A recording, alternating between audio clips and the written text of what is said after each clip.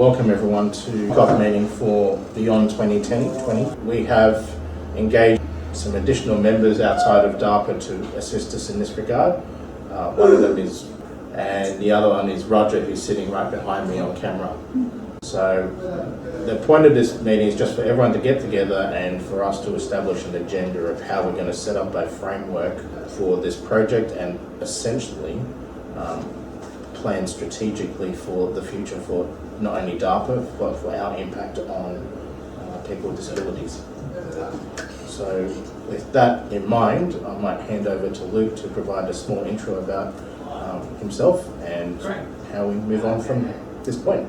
Great. Well, look, thanks very much for inviting me in, and I've just had a quick look at the facilities. Look pretty compact in some ways, but I think despite the size, I think we can make a big impact. And I think the idea of trying to get the right measure of vision into a strategic plan, it doesn't matter to me. It's a small group. You've got the potential, and I think that's been demonstrated by your Link app credentials in the past there, to think big. And so that's partly what I'll bring into the opportunity here, right? There's no reason we shouldn't think about people with disabilities or differently abled people around the world and what their requirements are day in, day out, and how this small group here might be able to leverage tech to reach those people and give people meaningful work opportunities, which is at the core of what your mission is already.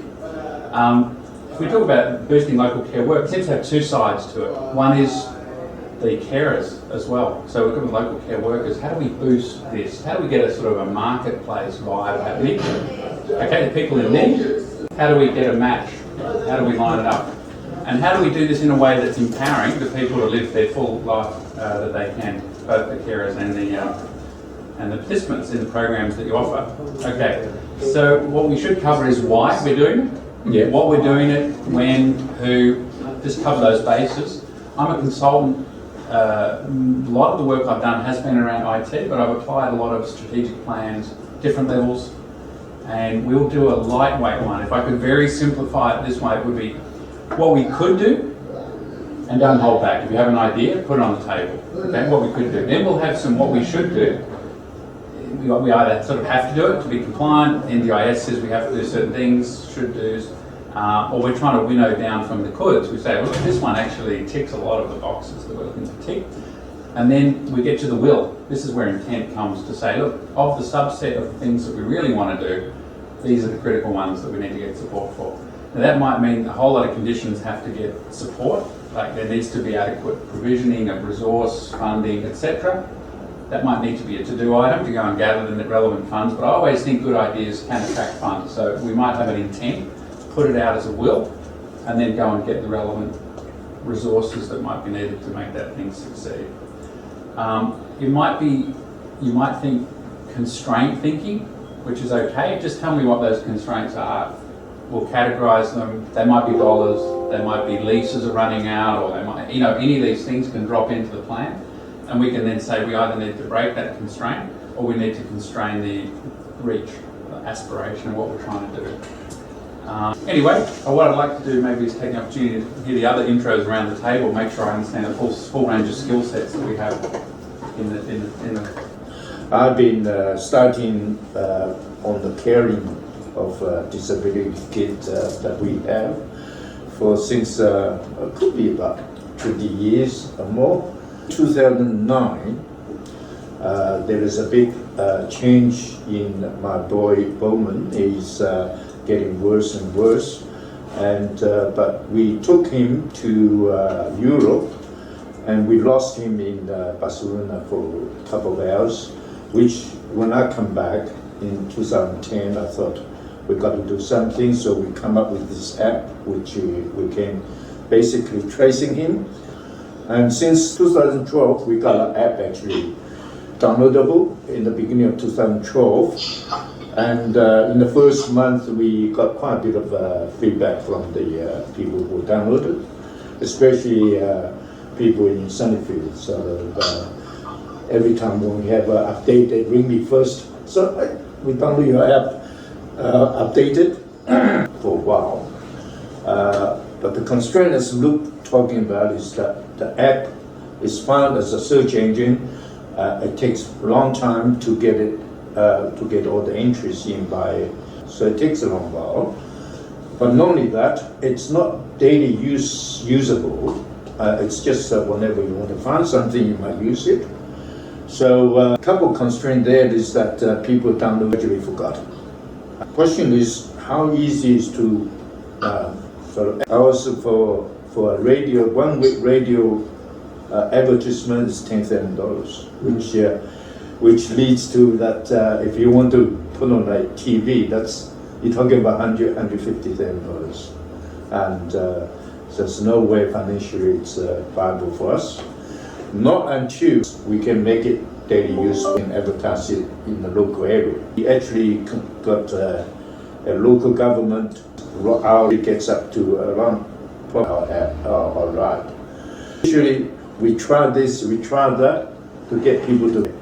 This project gives us a leeway as to where we stand, when we can advertise, when we can bring enough revenue, we can push out the workshop.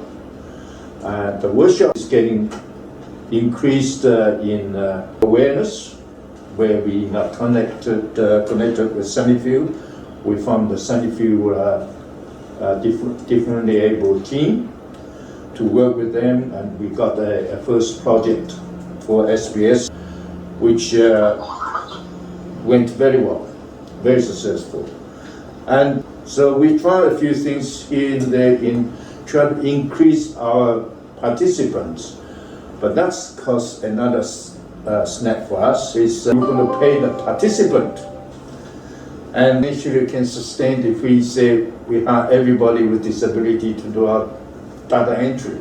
It's not possible because it means the full year cost. You have to really cost it well.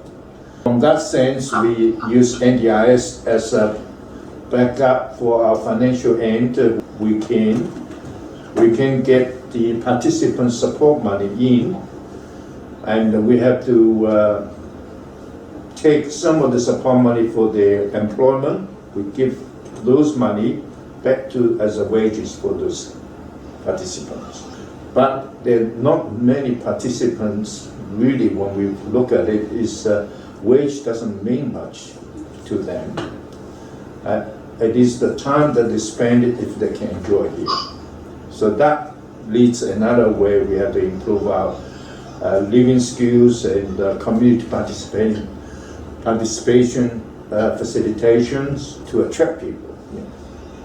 So we've got another way of expanding in that area if we really want to in the future. And staffing them is a problem. So we did try with the trainee, first 5 trainees getting the certificate, education department endorsed. One way we look at it is to blow the traineeship open. Nice. And we team up with another sort of trainee organization, RTO. And in the future, we hope we can open up the and restraints are sort of all handed back to Luke to think about it. We'll juggle those, and that was an extended introduction as well, Vincent. Right. But if I position you as a deep strategic thinker in the team, obviously we'll put you as a plan that comes out.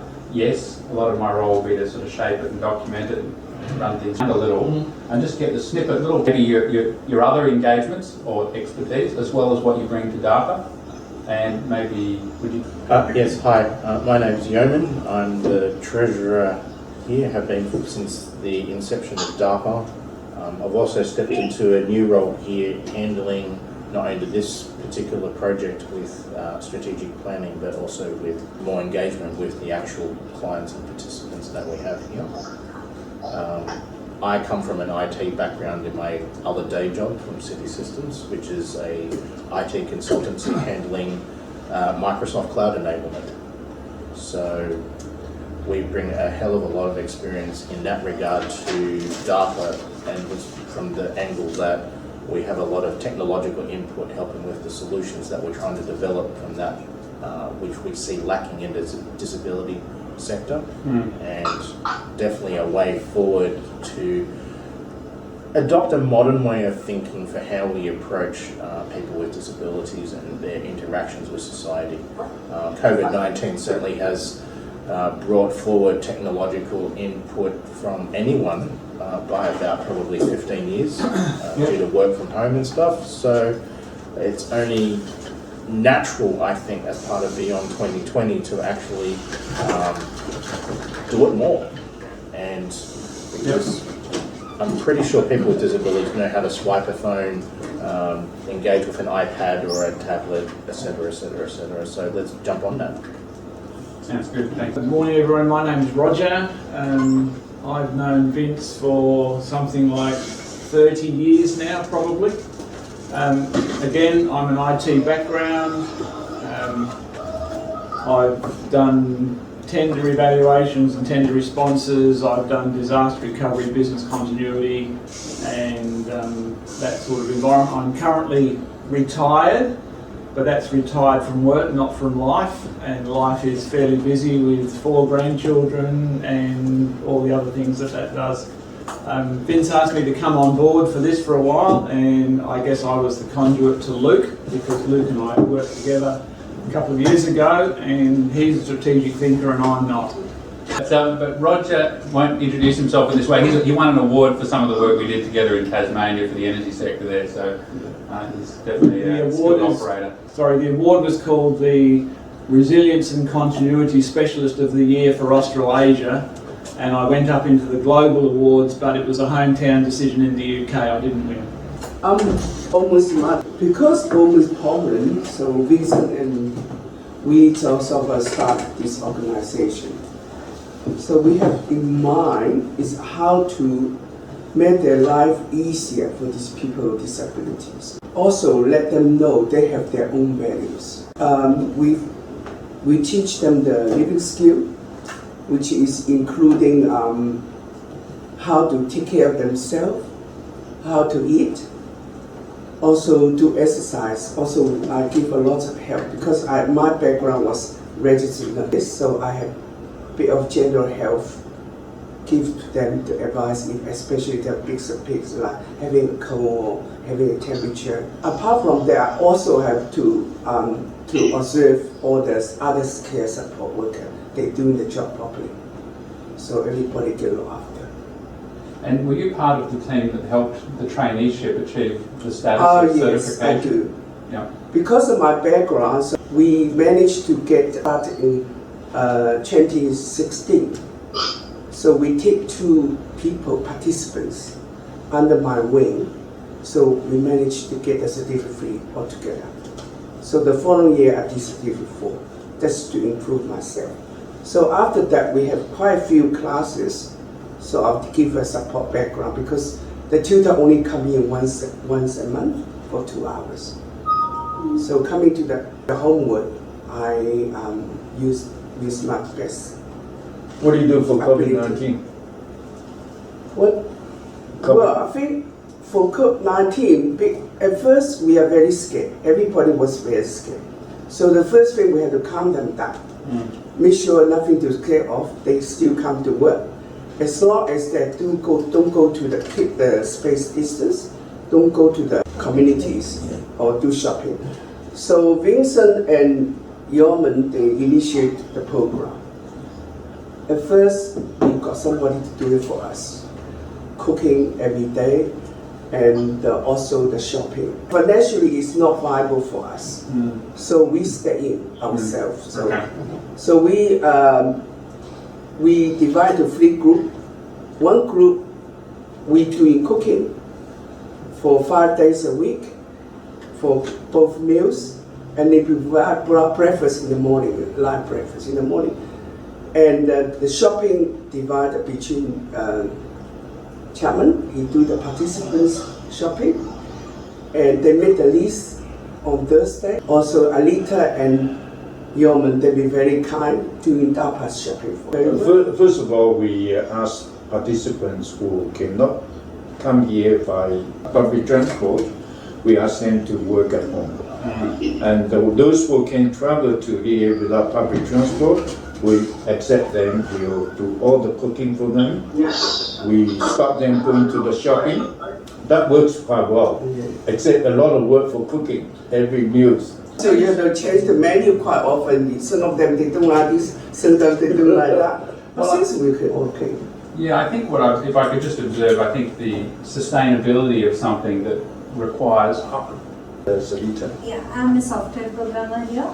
So I work on development, maintenance and enhancements of the mobile applications on the website, what is created DAPA. So I work on the development and enhancements of MMA, Coverride, and we have created a Spot Me app, and we have developed a logbook where we track the logging of the employees and the participants. And now I'm working on the location tracking features. So, and also we have being from Indian community.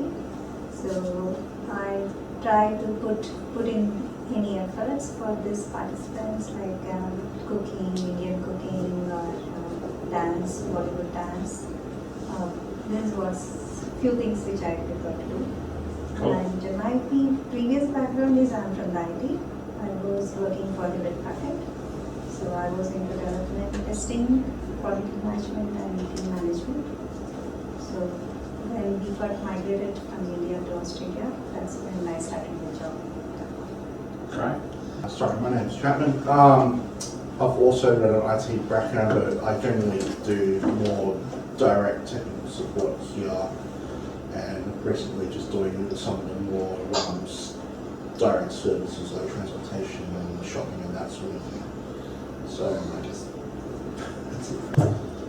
Hi, my name's Alita. I do payroll for participants. I'm involved in sort of the employment side of things. Human resources. Human resources. Hello, Christine. Nice to meet you again. It's Eunice here, and nice to meet everybody. Thank you for inviting me. My background is kind of like Roger. I am a retired bureaucrat. About 40 years in the New South Wales government of family community services, and also I work with disability and housing. After my retirement, I served on the New South Wales Council for Disability, which is the chief sort of advisor to the government on policy and implementation at the time when the NDIS was on the drawing board. So that was during 2011 to 2017, I think. And I met Vince and Jennifer.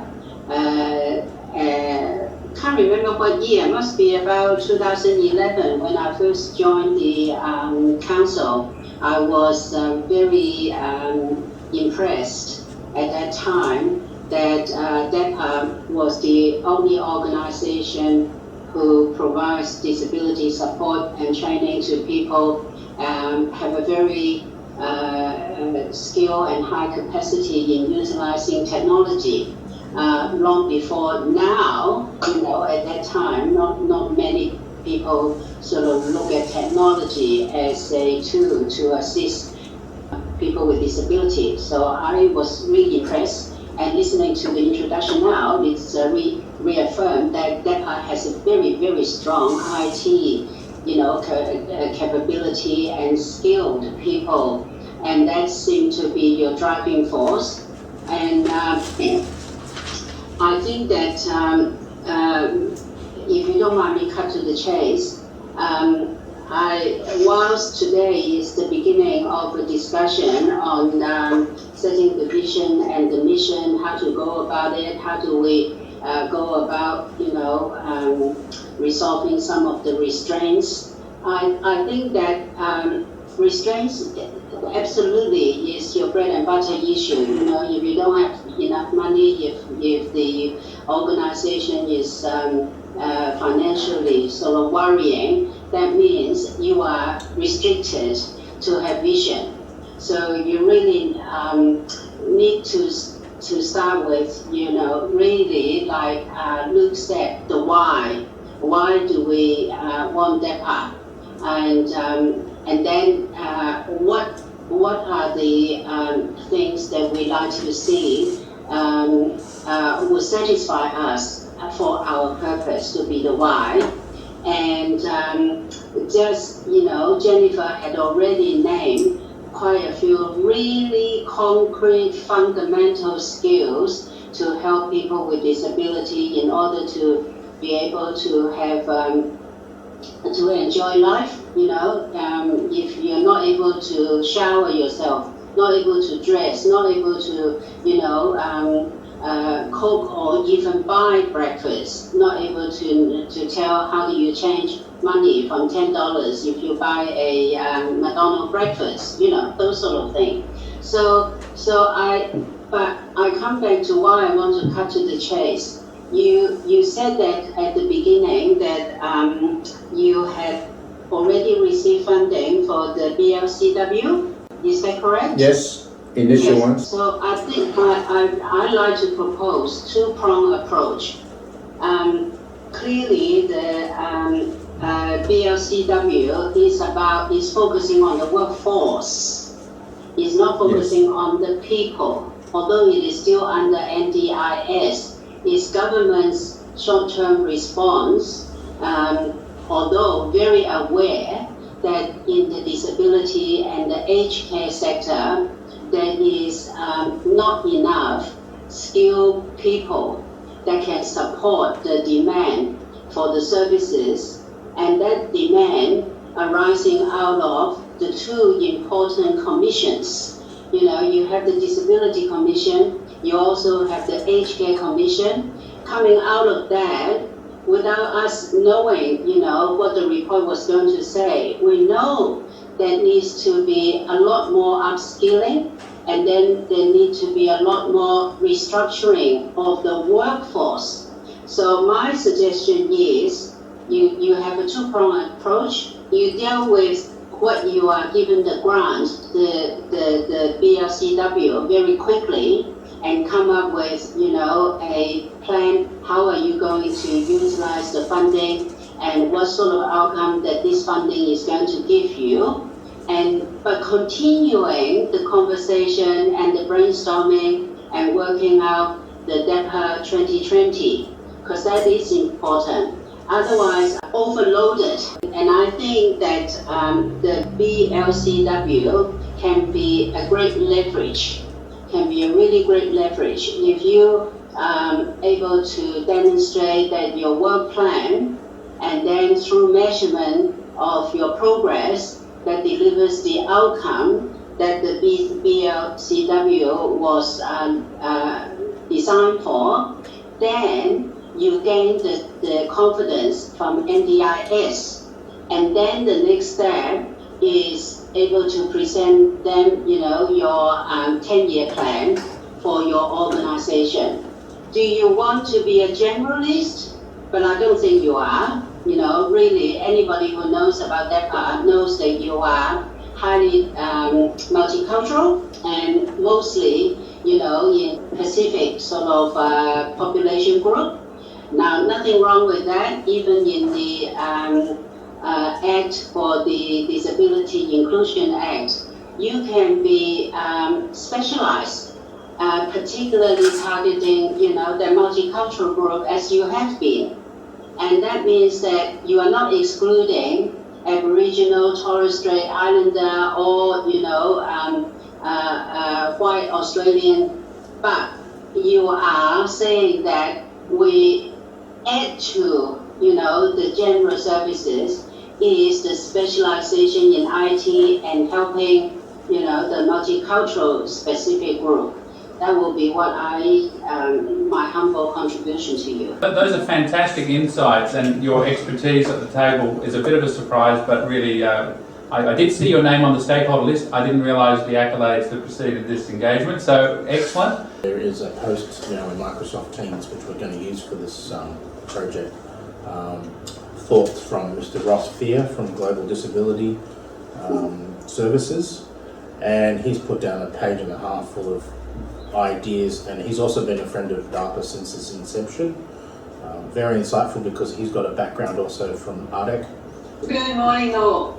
Good morning. Morning. Morning, Eunice. We've been tracking each other through Fancy Apps and a few other organisations over the years. Yes. Very good. It's excellent. Look, the grant was really a great outcome for DAPA, and certainly the engagement I've had with DAPA over the years has been very positive through a number of roles.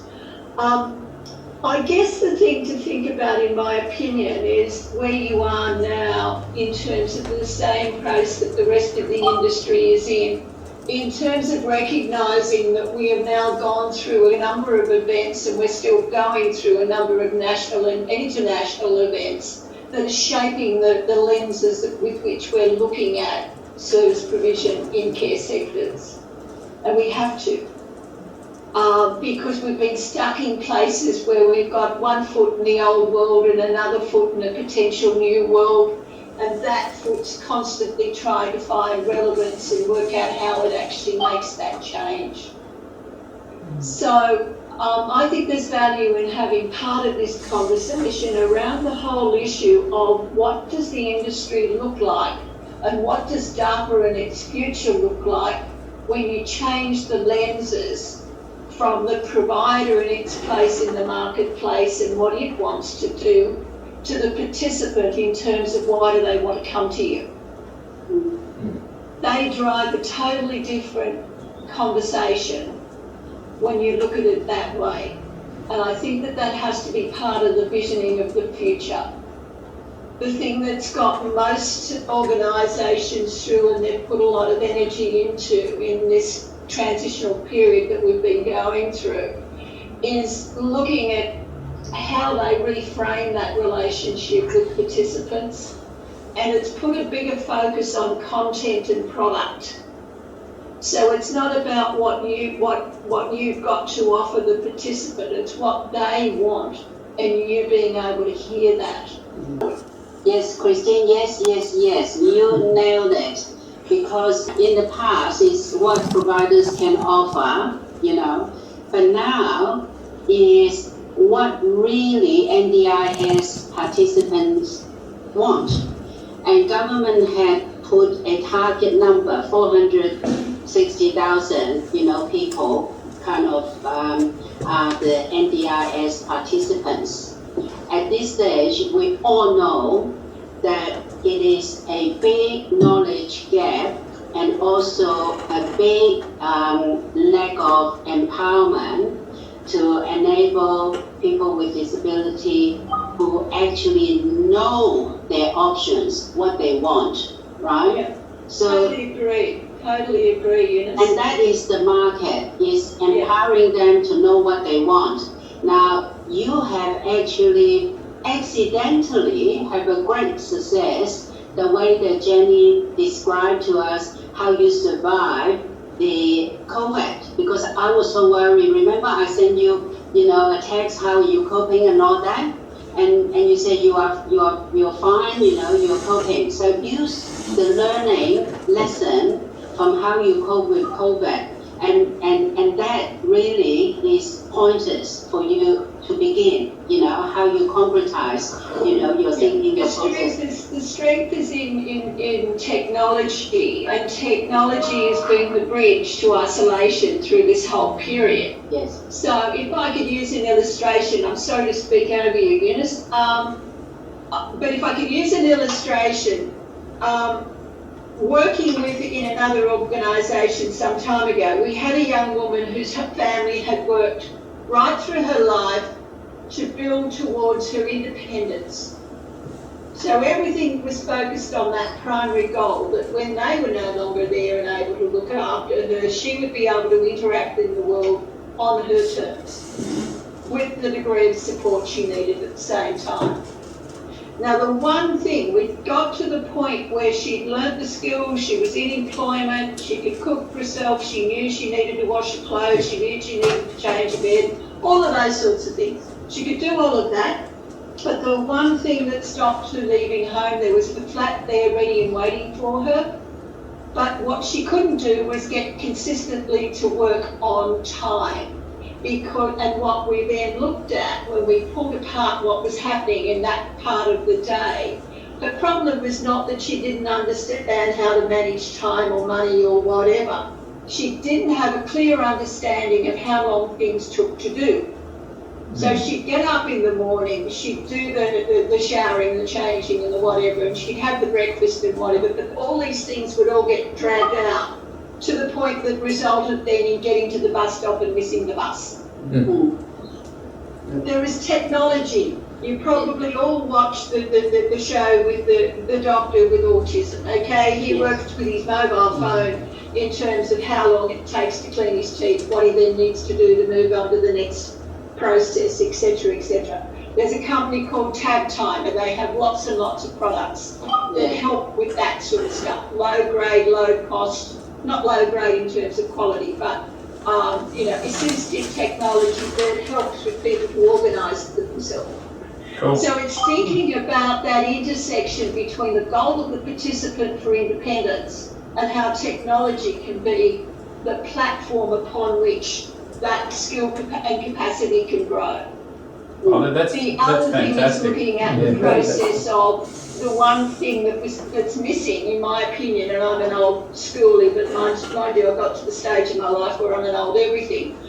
Not the only one, Christine. You're not the only one, but we are wise. Yeah, that's true. But the thing is that it's content, right? The educational value of content and how that content can be leveraged in terms of multiple platforms and multiple processes. But the issue you need is somebody with the skills to bring content to the table, along with creativity and imagination, to help those processes of adaptation that are capable in terms of app development and those sorts of things. So I think you're in a perfect place. It's the reimagining bit that this grant really should be leveraged for, in my opinion. And my name is Karen. My name is Karen Tam. I myself is a solicitor and also previously working as an IT professional for the bank and for the New South Wales government. But I work in the Department of Commerce, which no longer exists, which we name as New South Wales Services. I have and at the same time it's very important that I am a carer for my dementia mom, who's always in a wheelchair. So subsequently, I have a strong passion to help the vulnerables, and I feel I have a share of all the anxiety and stress during the COVID-19 period. And I really, even though people disagree with me, but then in regard to cooking and shopping, I really think that it is a must. And think about it, myself is a middle-aged lady, my mom always on a wheelchair. By no means we can go to a shopping centre, co-schoolers, fight with the other more younger and energetic shoppers. So I really appreciate the effort put in by Vincent's group, which is very appreciative of that. Besides that, I'm very encouraged by the work we put in, or all you guys put in, to help those vulnerable, disabled people. I think you're envious to them. We will try to know you more, actually, Karen. And Yeah. I know you've been very active in many organizations, but hopefully we will get your support in the future. And we need a lot of areas to be covered in the eyes of the law. And we spent the last couple of months for the programmers to get over the privacy rules. And we still have a lot of questions how to get over some of the issues. Yeah, cool. So if you're tracking or something like that, that it's Yes. the participants' acceptance of those. And also, I mean, there's some legal angles there, Karen, I might look for your support on, around, rights and access and choice and various other things. It's enshrined in policy, obviously, but if someone is using technology, and they may not be in these walls, they may be in Perth or something like that, and they're using the MM-Link or some tool to do their daily routines and so on. What is the framework? What are the terms and conditions, and what is the ability for the person to have accepted those terms and conditions when they use the technology? And does that all line up? And how does that all fit in? So that's a particular case where I think a legal mind will contribute to the planning and make sure we've got the right approach. And yeah, I'll look into it. There's different, there's Privacy Act and Copyright Act that govern all those information. Great. Yes, Yes, thank excellent you. to have Yeah. parents. My name is Bruce. I'm an electrical engineer, and I was also a volunteer for IEEE, the Institute of Electrical and Electronic Engineers, since October. New South Wales sector since October 1991. Wow. So long time. We just promote technology in IT, electrical and electronic engineering to educational institution and to industry. Now I know this for a long time. And my daughter, Laureen, is one of the participants in DAPA. And because of my daughter, I have really strong passion about how to help people with disability. So I'm in the committee of DAPA, and I'd like to contribute my time to help out upon request, because I'm busy in my work, but I'll try to do whatever I can. Because as what Karen is saying, that the work with DAPA, the work that Vincent has started, it's just amazing because it's very hard, very tough. And I understand there's Vincent's wife and human check. They know about people with disabilities because of government. I'm the same passion because of my daughter. So that's me. Thanks, Bruce. And I think there will be some assistive technology areas that are not software related that we can leverage your input on. I had a feeling that there's some Internet of Things, sensor-based technology that might be useful to keep people on time, as an example that we just explored earlier, and some basic, interface requirements for accessibility and usability that maybe electrical engineer mind can support with. So that'll be great. We might leverage that into the team. Finally, Swaru. So a bit of myself. I'm actually a full-time technical writer. I work for ACF Insurance, and for the better part of my life, I've been doing the same thing in the same role. Pretty monotonous and mundane.